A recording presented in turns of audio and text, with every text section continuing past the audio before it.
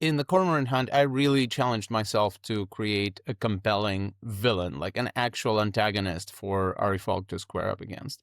And the figure of Felix Burnham, this sort of German, American, British men's rights guru, who's kind of Jordan Peterson and Andrew Tate rolled into one. To me, that is the biggest success of this particular book, is furnishing Falk with a really, really compelling antagonist. Here's the challenge in writing something that feels topical with a 2-year production cycle ahead of you. You want to address the things that are happening in the world right now, but our current geopolitical now is so weird, so unsettled. But I think that's the way to write a villain, is like to just dig this crap out from yourself. In the same way, Ari Falk is a projection of some of my best qualities. Felix Burnham would be a projection of some of my worst tendencies, and especially from my teenage years. Do you love spy books, movies, and TV? Then the Spybrary podcast is for you. Hello, everyone. Welcome back to the Spybrary podcast. I'm Brian Bowling, and with me today is Michael Idov. Michael, you will be familiar with a lot of the Spybrary listeners in the community, big fans of his debut book, The Collaborators. Tim Shipman called it one of the best books of 2025.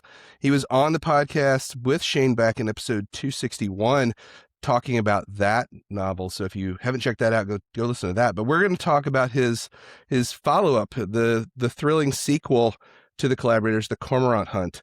Once again, we meet up with Ari Falk, who is now a disgraced former CIA officer, following the events of The Collaborators and the release of the so-called Harlow dossier, which we're not going to get too much into the details because I don't want to spoil The Collaborators for anyone who hasn't read that yet. But if you haven't read it, what are you waiting for? Go get it. Go read it.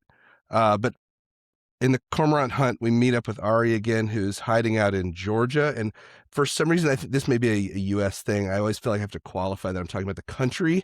We're not talking about Atlanta. He's not in Atlanta, but he's in Georgia. And he's dragged somewhat reluctantly back into the action when Alan Keegan, who those of you who have read The Collaborators will remember as the leader of Flea Collar, the sort of the de facto head of this open source intelligence gang, I guess we could call them, community, receives a mysterious email with the subject line, "A message for Ari Falk." The book takes us around the world as Falk must infiltrate an extremist group and figure out what they're really up to and stop them. Welcome back to the podcast, Michael. Thank you for having me again, and really nice to meet you, Brian. Yeah, nice to meet you as well. I loved The Collaborators and loved this. When Shane asked if I would be interested in interviewing you, I jumped at the chance, got a copy of the book and read it. I had told Shane, give me like 2 weeks because I don't know what's going on. And I think 2 days later, emailed him back and said, well, I'm done. So anytime you want to set it up is good. So it's a very quick read. I could not put it down. That sounds, great. Thank you so much for saying that.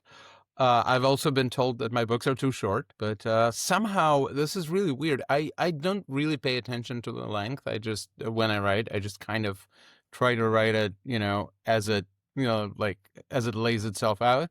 And when I was done with draft 1 of The Cormorant Hunt, the weirdest thing about it was the exact same length as The Collaborators, like without me trying to, it was literally within 500 words, or within 2 pages, I think, so I guess I just have a natural tendency to write 270 pages. Yeah, you have a sort of predetermined length of story in you. Yeah, it's odd. I can't explain it, but but here we are. Well, I thought it was a great length. It's a like I said, it's a fast read, as was The Collaborators. For folks, and again, like I said, I don't want to spoil either of the books, but start out with a little bit of explanation. If you were to meet someone who said, "Hey, I've never heard of this book, but somebody recommended it to me. What's it about, and why should I read it?" What's your kind of pitch for people? Well, before I get into that, I do want to flag one important thing, that it's absolutely not necessary to read the Collaborators in order to read the Cormorant Hunt. It is very much a standalone sequel, and yeah, you will get a couple of little Easter eggs, and you will get a little bit more context of like what Ari Falk is about if you have read the first one. But it is perfectly okay to go in cold into this one. Um, if you know, so if the Collaborators was a really kind of a a book that's a kind of high concept and easy to pitch, because it's basically, a disaffected CIA officer and this troubled LA heiress figure out that they are pursuing the same person and reluctantly team up um, to find what happened to this vanished Russian American financier. Um, the Cormorant Hunt is, I would, I have to admit, it's not as easy to just like give you a an elevator pitch for. But it's basically about Ari Falk, the now not just disaffected but disgraced former CIA officer, kind of leveraging his bad reputation to infiltrate an extremist group based in Germany. Um, and the group itself is based very, very much based on the so-called Reichsbürger, and we can talk about that later. But the head of it is sort of that's the villain of this book is something I'm very proud of, because the one odd thing that has been pointed out to me about the Collaborators is that the book basically does not have an antagonist. It's a walking back the cat book, right? It's basically like trying to figure out what happened to a person, and we have several red herring suspects, and then there's a reveal of what happened in the end. But even that final reveal, again, without spoiling it, sort of shows a world where everyone was trying to do what they thought best for their country, and it just ended up being a bloody mess, which is honestly the way a lot of these, real life entanglements go down. Whereas in the Cormorant Hunt, I really challenged myself to create a compelling villain, like an actual antagonist for Ari Falk to square up against. And the figure of Felix Burnham, the sort of German, American, British men's rights guru, who's kind of Jordan Peterson and Andrew Tate rolled into one. That is basically sort of to me, that is, and sorry to sound immodest, to me that is the biggest success of this particular book, is basically furnishing Falk with a really really compelling antagonist who sort of gets the better of him for most of the book. Yeah, and it's interesting because when I first started reading it, I really thought that there was a different antagonist at the beginning, and it turns out he's less important, but an interesting character nonetheless. But so talk a little bit about your characters, because I think that's one of the things. Are you talking about Jim Waterbeck? Yeah, okay. Yeah. Well, that is absolutely a thing. I will admit right here that it's a device I've stolen from John le Carré, and I'm not I'm not ashamed of it, because we all do steal various things from good old JLC. And one thing I absolutely love about le Carré's sort of body of work is that a minor character in one book suddenly becomes the lead character in another book, and so it creates a sense of this cohesive universe, of the circus and kind of the world that his characters inhabit. And so, yeah, Jim Otterbeck, who is sort of originally tasked with finding Ari Falk, who's gone to ground in the first couple of chapters, and he's sort of a point of view character. And in this one, he's like a really, really minor character in the Collaborators. He's a mildly annoying guy who meets Falk at the U.S. embassy in Moscow, and so I really enjoyed playing that little game with kind of elevating some characters from the first book, and then and then barely mentioning some characters who were obviously a major part of the first one. Yeah, well, I wanted to ask you about the characters because, you had said in the previous episode that you did with Shane after the Collaborators that you sort of view spy fiction less as a genre and more as a sort of vehicle to tell stories in general. And, I think that's a really interesting take on things. But a lot of I feel like spy fiction, espionage fiction, action fiction is very plot heavy, very story driven. And the characters largely are competent people who do their jobs well, but they're there to move the story along. And I feel like a lot of your characters have interesting details about them that make them more than just someone that you could pick out and replace with a different character to do the job. So, and it was interesting. You mentioned, bringing back Jim, who was a very minor character before. Were there other characters that you really liked that you didn't bring back for one reason or another? Or, Anna Gilwani in the first book that I have not brought back. But the reason I haven't brought her back is that I'm kind of saving her for the future. Because she's a character who's a little mysterious. Even by the end of the first book, you don't quite get what she was up to, and so I'm hoping to shed some light on that. And I mean, it's scary to even say the words "the third book," but but in the third book, yes. Yeah, so that's what I've noticed. This book on the cover, it says book 2 of the Cormorant trilogy. So this is so when you set out to write the Collaborators, did you have a trilogy in mind, or was this sort of like, I'm gonna write this book, and if it does great, and it did, and so I'd like to do another one and maybe make it a trilogy, or was this sort of always in the back of your mind a plan?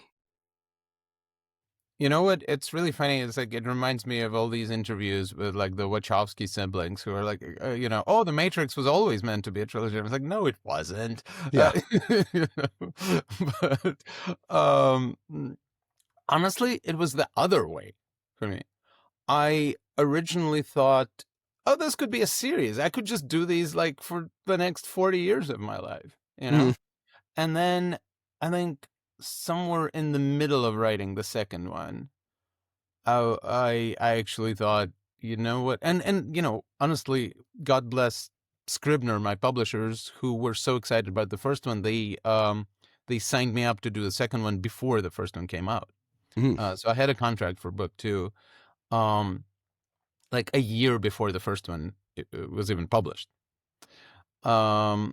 Which is why I was able, by the way, I'm not a very fast writer. This is the only reason I was able to do these two in relatively quick succession. The Collaborators came out in November 24, and this one is so like 14 months between them. And the secret is that I had been writing the Cormorant Hunt like since February 24. But in the middle of writing it, I realized, okay, you know what? Like, I'm not going to do these indefinitely. Like, first of all, I want to, I love spy fiction. I don't want to write anything but spy fiction from here on out. But like, I don't want to be exclusively in this world. And so I kind of started talking to my agent, my publisher, about like, I think this is a trilogy. I think there's a lot of things that we haven't tied up in book 2, but I'm kind of I'd love to have one more book to sort of to really kind of tie it all up. So in a way, it's not like, oh, I wrote one book and then it had a measure of success and then I was like, oh, it's a trilogy. It's the opposite. It's like, you know what? It's only going to be a trilogy. It's not like there's not going to be like Ari Falk book 20. Gotcha.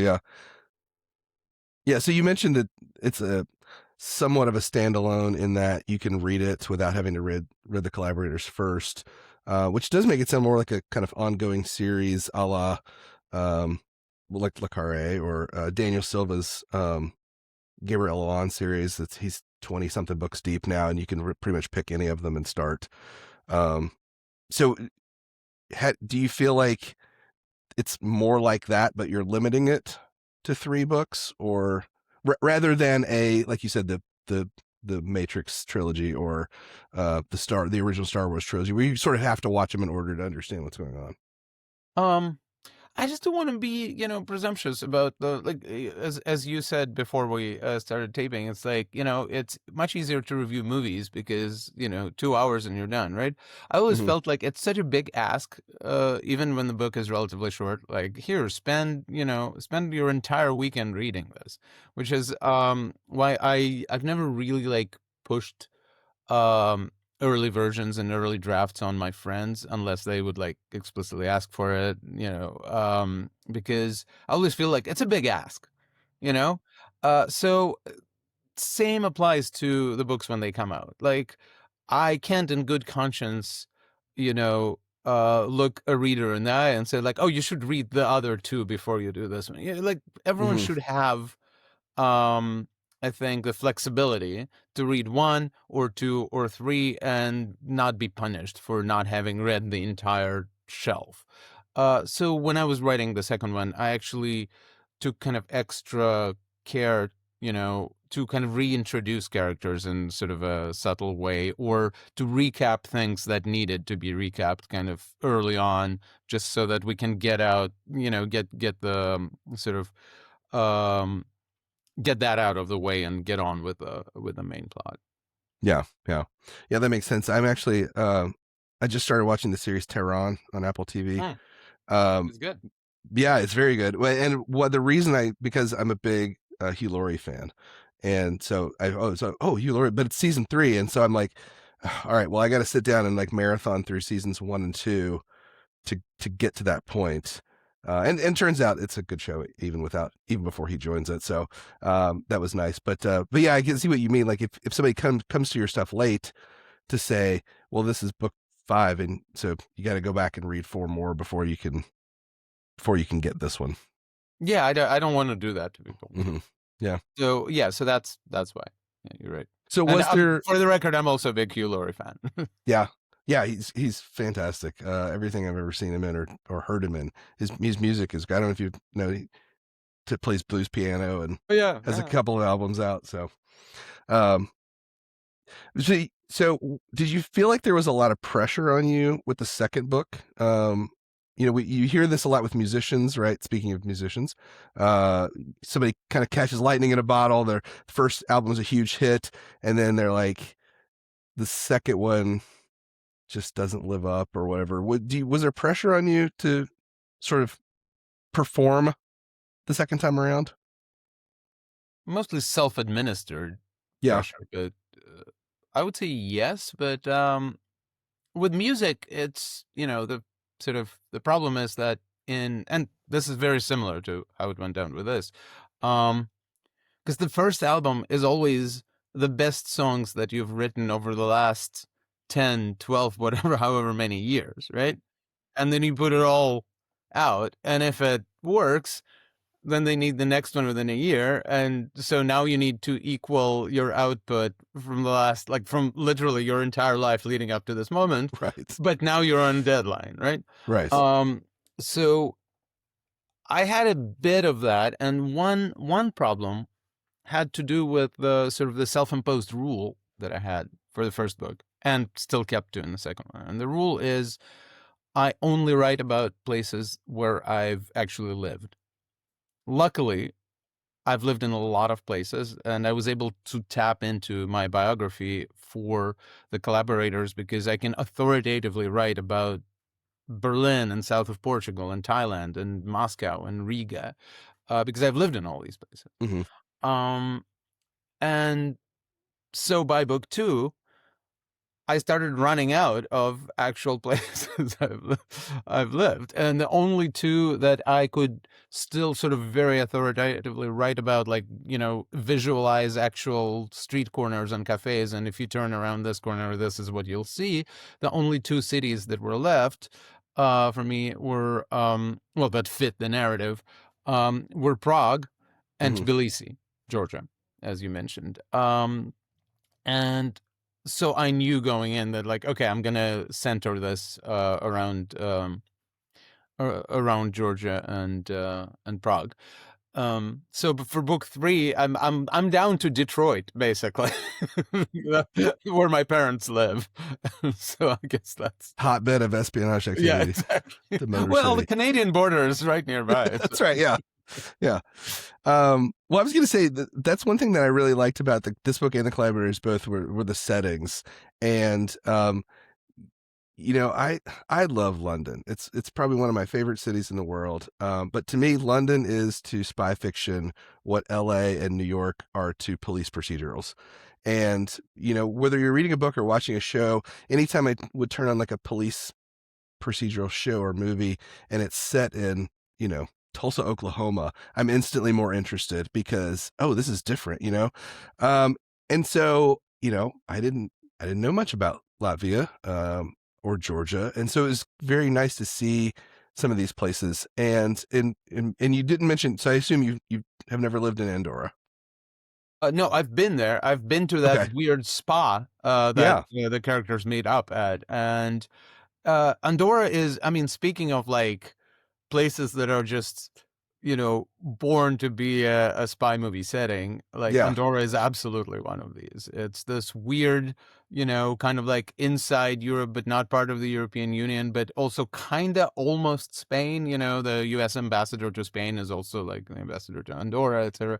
And it's kind of a free trade zone, and it's hidden in a valley that you literally can't see from like the surrounding areas. So it's like this secret valley with basically you go in there and it's just banks, and yeah. So it's a fascinating place. All like micro states are fascinating to me, to be honest. But so yeah, I was very happy to have that as a possible setting. No, I haven't lived there, but I have been there, and it's like it plays a small enough part that having been there for a couple of days is enough. Yeah. Well, um, I like to look up places, sometimes that's one of the nice things about the world now is Google Images and Google Maps and Street View is that you can look up these places and see if they really exist or not. And so I looked up, that spot and I was like, oh, wow, it really is a real place. And it looks exactly as described. And yeah, No, I'm very meticulous about that stuff. But also, like, I wouldn't advise writers to just use Google Earth when they, you have to have walked these mhm. steps, in order to, I think, to talk about it with any kind of authority. And look, since I'm not a spy, right? Like, how do I maintain authenticity in these types of novels? It's a challenge, right? Because a lot of people who are out there writing espionage fiction are, former intelligence officers. So for me, the sort of my line of thinking has always been, well, I may not know what the seventh floor of the new, executive building and the in Langley looks like, but I know the field Mhm. and I know the languages, and I'm just gonna lean into that. Um, so yeah, that's why you see a lot of like weird sort of Eastern European backwaters and periphery of the Soviet Empire kind of in my books, because that's the stuff I know. Yeah, well, and I like you had said in that previous, just to keep going back to that previous episode where you had talked about like you said that you're not an espionage insider like some authors, and you're not a weapons guy like some people, but you sort of leaned into that experience, particularly with Latvia and stuff. So I do think that's interesting, and I like the different, like I said, the different locations. And you're right. I think there is something to be said for actually walking on the ground in a place, that you won't get just from looking at pictures of it. Yeah, for sure. And of course, speaking the language is also incredibly Hmm. important, which is why you'll see quite a bit of German and Russian in my books. Yeah. Yeah. Yeah. So you mentioned Felix Burnham, the main antagonist, and I do think he's a really interesting character, and he comes out of this sort of like you said, this men's rights movement, the what I would call like the bro podcasts, that um, lean heavily to a very specific demographic. Talk a little bit about how did you come up with the idea for that character and that focus specifically?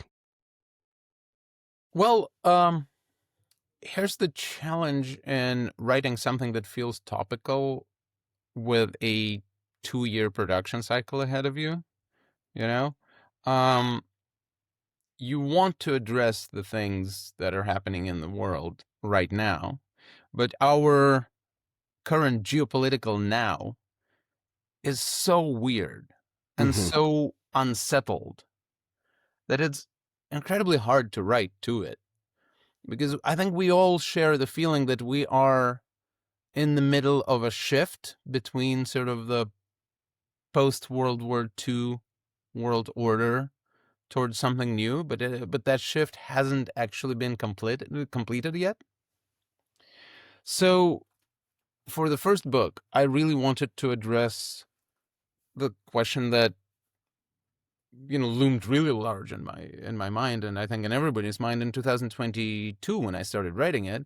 What the hell is wrong with Russia, right? Because they had just invaded Ukraine, um, and I didn't want to write something set in the now because, like, to me, the shock of the Russian full-scale invasion of Ukraine was so new and so raw, still, that like it would feel kind of almost unethical to turn it into the grist for like a genre novel mill. But I wanted to address the underlying causes of it. And so without spoilers, the Collaborators basically builds up to a possible answer to the question is like, when exactly and how exactly did Russia turn the wrong way? It was definitely somewhere in the 90s. And has the US had anything to do with it? So that was my way of addressing that. So when I was writing the Cormorant Hunt, of course, the question that I, wanted to address is the restoration of Trump 2.0. But I didn't want to, again, in a similar way, I didn't want to set it in the present moment, which is why, again, the Collaborators is set in 21, so the 2 years prior. So kind of the same thing here. The book that was written in 2024 and 25 is set in 23 and 24 because I wanted to bring us to the moment of sort of Trump's reelection and address some underlying causes of it without writing to like the, sort of literally just going off the news. And to me, the male rage, the white male rage, sort of that contributed to, I think, the sort of this rightward turn all over the world. And the clear evidence of Russian dark money that's supporting that rage and stoking it all over the world seemed to be a really interesting topic to delve into. So that's why I zeroed in on like a men's rights guru, um, possibly financed by the Russian clandestine services as my main antagonist. So that was what I zeroed in on. It's like it's a way to address what's happening in the world right now without setting it literally, the day something is written. So that's the not a very short version of the answer, but a version of the answer. Yeah, yeah. Um, yeah, it's interesting. If you read in science fiction, people will always talk about like the hardest science fiction to write and the hardest science fiction to remain good, I guess for lack of a better word, is near future, right? Because it's the whole thing, right? Those of us who grew up in the 80s and 90s now say, well, where's my jetpack? Why don't we have cities on the moon? Right? All these things that we were sort of promised growing up. And we ignore the fact that, I have a device that I carry around in my pocket that has the sum total of human knowledge in it, which is pretty amazing that we never would have predicted. But predicting the future is so hard. And I think that you're right. Like, the world we live in now is so rapidly changing. It is really difficult to stay on top of that. Yeah, forget predicting the future. Describing the Yeah. present this Yeah. is almost impossible.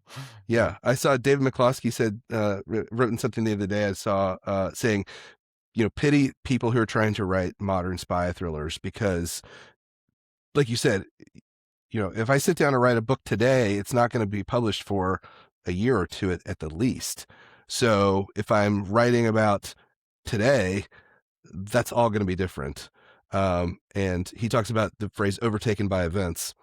And I wondered when I was reading this, so is it better? Is it easier to write historical fiction then?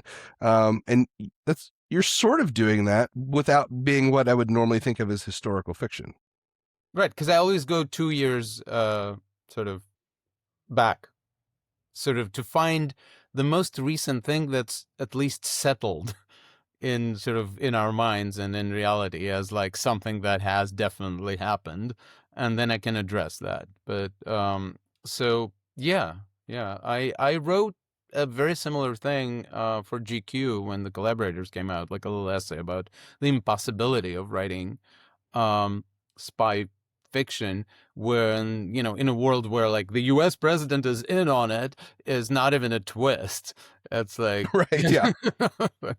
like we have the national security director who's like a Russian asset. Basically, Yeah. I don't know what to do with that, Yeah. Yeah. So the last few years have really been something, like you said, stuff that, if you had written it a few years ago would have been hard to believe.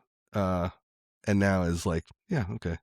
Yeah, we just accept it. Right. It's all, yeah, we're in the middle of a realignment. But then again, if you look at, a lot of great spy fiction that's written in the 60s and the 70s, if you look at the, even like something like A Funeral in Berlin, or of course like Arez's stuff, like it's always set in a very specific political and cultural moment. And sometimes you have to like remember, the details of it, but it's sometimes it's set around something that we still remember in detail, like the Cuban Missile Crisis, and sometimes it's something really really specific. Like when I came pretty late to Eric Ambler's books, so when I was when I was reading The Mask of Demetrius, I like it almost broke my brain, like trying to remember the tangle of like pre-existing relationships between Greece, Turkey, Italy, and Bulgaria, like between the world wars. But you have to sort of like you have to remember all of this. At the same time, truly good espionage fiction takes you through it in a way that actually reminds you of these things or teaches you these things without you having to like go too deep into the history books. So I'm trying to do the same thing, just kind of pay homage to the present moment, but in a way that it hopefully doesn't look like a lecture. Yeah, well, I think it's one of the things that I like about this genre is that, like you said, I have a degree in history, and so I like to read history, but I will freely admit that most history books are not easy reads. And so asking the common guy on the street to just go out and pick up some history text and read it and understand it is a big ask. But I like when authors in fiction can sort of teach me a little bit about history or politics or whatever's going on in the world. And I understand it's not a textbook, it's not a lecture, but it's I feel like I have a better understanding of Russia's place in the world, for example, and the events of the 90s leading to today. after Right. reading some of Or your stuff. yeah. Or in the Cormorant Hunt, there's the whole discussion of Georgia, and its unique place, and one of the characters says it's like, yeah, Georgia's a unicorn. It's the world's second most anti-Russian country with a pro-Russian government and 250,000 Russian refugees living in it. That's also like has 20% of its territory occupied by Russia. Like it's Mhm.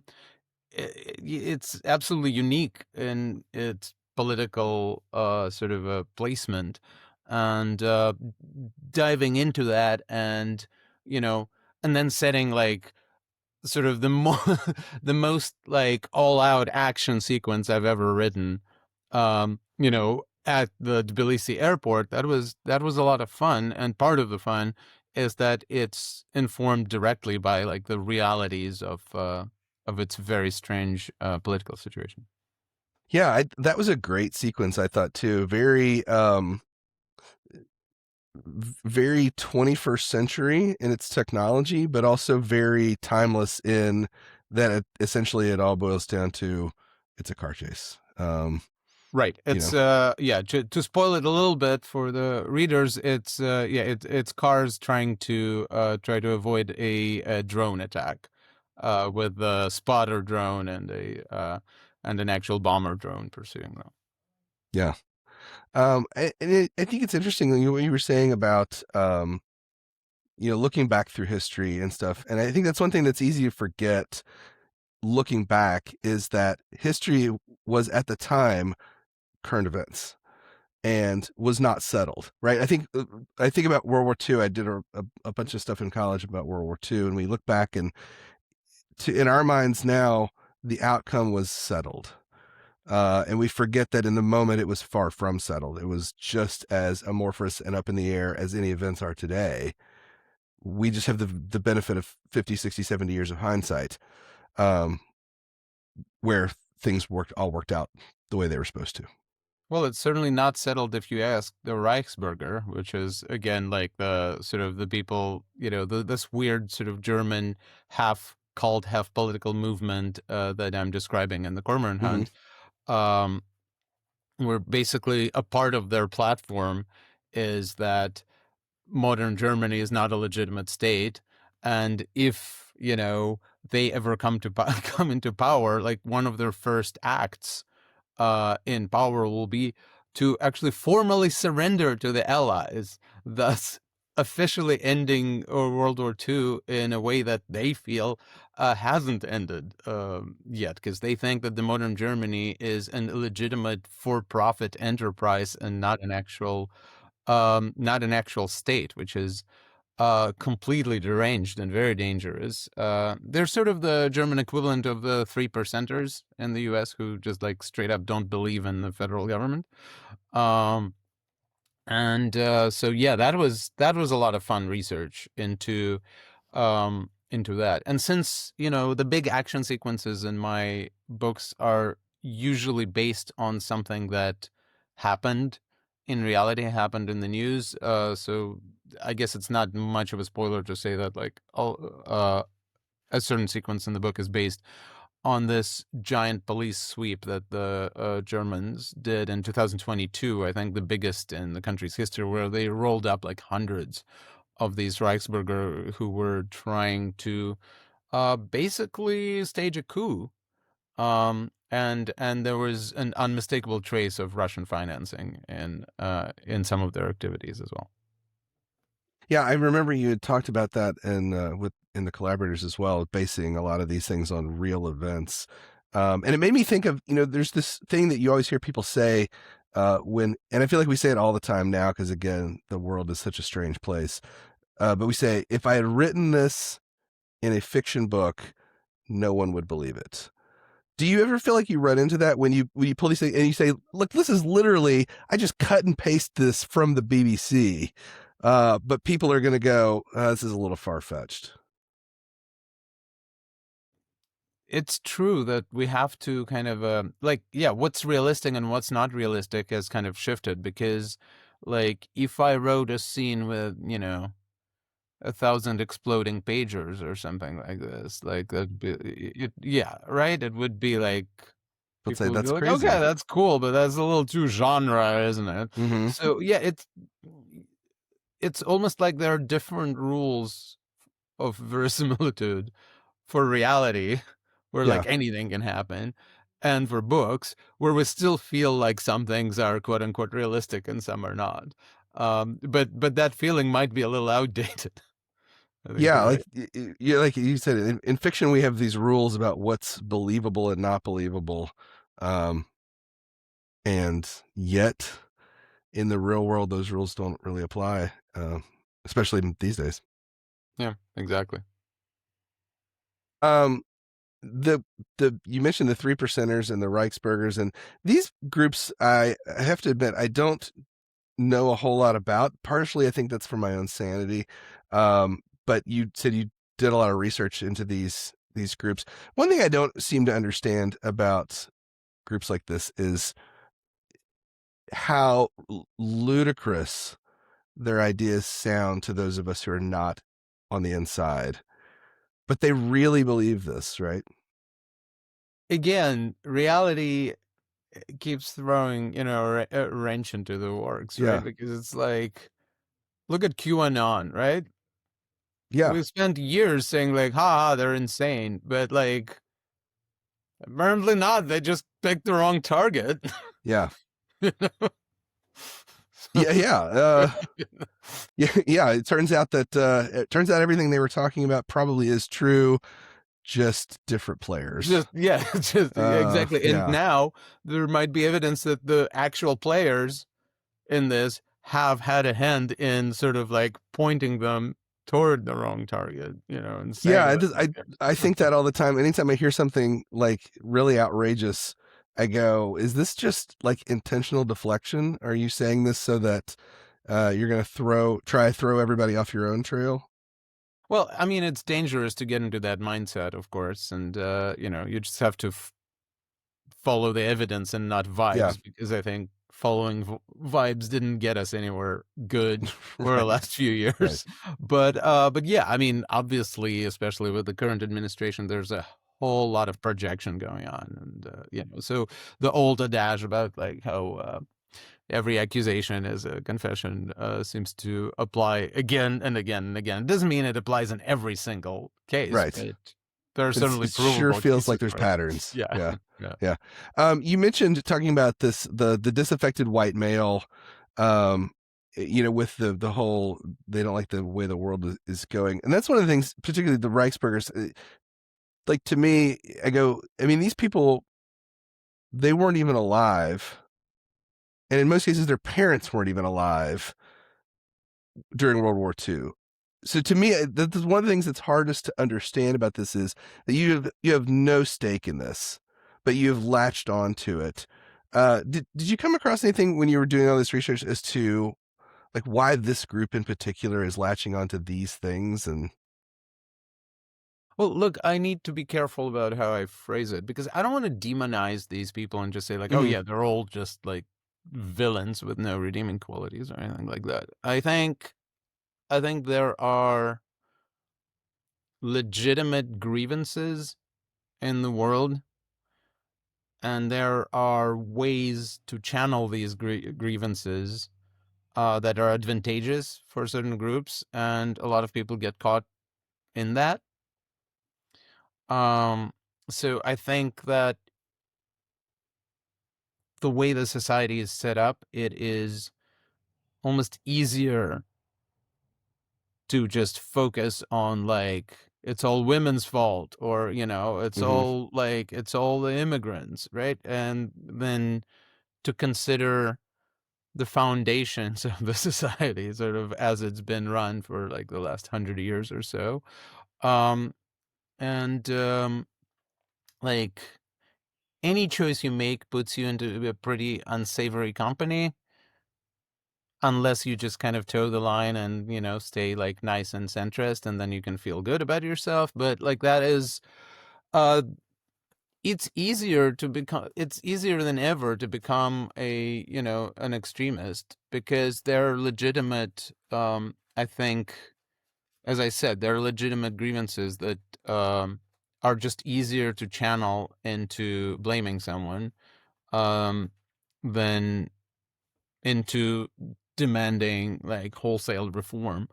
Um, Also, to add to that, um, it is my firm belief that like a significant percentage of this planet's population has lost their marbles during COVID and never recovered. I think that's tough to dispute. Yeah. So, Yeah. yeah, I feel like the lockdowns have really like supercharged everyone's paranoia and insanity and mistrust of the government. And I think we're still dealing with the direct fallout from that. Yeah, and I think you bring up a good point when you say we can't just demonize whole groups, even as ridiculous as some of the things may seem, because then I think we become a version of that group, right? Like you Well, said, yeah, because that's what they do. yeah, Right. it's right. It's easier for them to say it's all immigrants' fault, it's all women's fault, instead of delving into the real situation. And it's just as easy for us to go, they're a bunch of loons, without delving into, like you said, maybe they have legitimate grievances and we need to figure out what is going on and how best to address those. Yeah. Well, I mean, obviously, when you're in direct danger from these people, you don't, Right. yeah, but that's a different story. But yes, in a quieter time, absolutely, let's have that talk. But this brings me to a really interesting subject of how I was writing Felix Burnham, the Hmm. sort of the men's right guru at the center of it. I truly just tried to use my own biography and to imagine him in a kind of a there but for the grace of God go I Interesting. way. Yeah. You know what? Because like my family came to the US when I was 16 and I found myself kind of like lonely and shy and just sort of antisocial for a few years as I was learning English and all that, and definitely not a huge success with the girls or anything. And I just tried to actually tap into that uh and go like, what if my parents didn't instill the right values in me? What if I Hmm. like what if I focused on like women, as the cause of my misfortunes or something? What if I just generally like, what if I had the same frustration, the same rage, and the same like kind of a haughty quality because I was kind of overeducated for a normal Midwestern 16-year-old, and so I was like incredibly snobbish at the time, kind of despised all like pop culture and wanted to be the next Nabokov, basically, right? So took me years to kind of get out of that mindset. But I was like, what if like I started making money on that? Like, what if that was, Hmm. the grift? And then you basically realize it's like, oh, you can, because that is kind of how it starts for a lot of these people. You start in like academia or you start in something and then you discover a gimmick that works. And for Felix Burnham, that gimmick was like, oh, I can just speak to like male rage while sort of keeping on this guise of like, oh, I'm talking about high culture and I'm talking about classical education and things like that. So a lot of things that Burnham espouses in the book, like I'll be completely honest with you, like the first 2/3 of a sentence that he says is something that I myself feel, and then the last third Hmm. is where it goes wrong, right? Like, so when he talks about like we have forsaken the great literary canon and replaced it with a children's treasury of fairy tales about self-actualization, there's like 65% of like me in that. Except then he takes the hard turn into like talking about whatever, like black mermaids. But I think that's the way to write a villain, is like to just dig this crap out from yourself. And Yeah. so in many ways, in the same way, Ari Falk kind of is a projection of some of my best qualities. Felix Burnham would be a projection of like some of my worst tendencies, and especially from like my teenage years. Yeah. And I think that's what makes him so interesting. And all villains interesting, right? Is that they're not just, you know, some guy in a hollowed out volcano stroking a cat who has nothing but evil intention, but is a guy that you could go, I mean, to a point, I can kind of agree with him. I just don't agree with where he takes it. That has been my experience with a lot of these people. Like, they start with a premise that you can agree with, Hmm. and then go from there to like, and that is why we need to privatize the roads. And like, wait, what? Right. And Yeah. it's like, it's You just, had yeah. me right to the end there. Or, and this is a mild Yeah. example, but yeah. Right. Right. Right. Right. Um, so the character of Asha, who kind of takes over the covert action division of the CIA after Harlow, his exit, we'll just say, um, was she designed to be sort of everything that Felix Burnham and his organization despise on purpose, or was that just sort of I mean, it was a nice bonus, I yeah? would say, but Because she's young, she's a woman of color. It seems to be the exact person that they go, right? See, she's a DEI hire, taking away a job from a good, hardworking guy. right. And you even see, like, Jim Otterberg, who's like a third generation legacy CIA officer and like from a Mormon family. And you see him like, seethe a little bit Hmm. because especially since she's only 10 years older than him and things like that. So, no, of course I wanted to explore that, but like, that is not the main reason. I mean, the main reason I'm just gonna, let's see. I'm trying to figure out if I can be completely honest about this. I think I can. She's based on like a person I know from the intelligence community, and so, which is why I felt more or less secure Hmm. writing an Indian American character, because I had a specific person I could ask. Is this right? Is this okay? Like, would this be the neighborhood like her parents live in? Like, so, because I don't think I would dare do this if I didn't have like a very specific person with whose blessing I was writing Asha. Yeah, that's a good point. I had not thought about it till you started talking about it, but we've been talking about like having to do research about things you don't know about, going to places you've never been, but writing a character, particularly a character like that, I would imagine is sort of fraught with, is it okay for me to do this? Is it okay for me to say this? Um, because I don't live in that world. I don't understand what it's like to be a woman of color, for example. Right. Although when you belong to like one, model minority, Hmm. you definitely can channel another's sort of experience with parents and expectations and academic pressure. I think this is the one area where I would say Eastern European Jewish immigrants and East Asian Americans and Indian Americans can like all sort of hold hands and sing kumbaya about that, because like, honestly, like, very similar experience. But then, of course, jokes aside, there's very specific things that are, Sure. yeah, unique to a certain culture. And if you do this, you have to be 100% correct. Anyone who knows me knows I have an obsession with getting the names exactly right. Hmm. I actually wrote a whole thing in the New York Times about like how many spy novels sort of betray their readers' trust by not being able to literally just get the foreign names right. Hmm. And so, yeah, I that is the one thing, like, I do a ton of research and like peer research and like focus grouping actually on. I went Interesting. on Threads when I was writing the Cormorant Hunt, because there's a minor German character whose name is Florian Reschke. Um, and I actually asked, like, okay, does this name sound good to you? What kind of character do you think that is? And it was fascinating because that post actually went viral in Germany.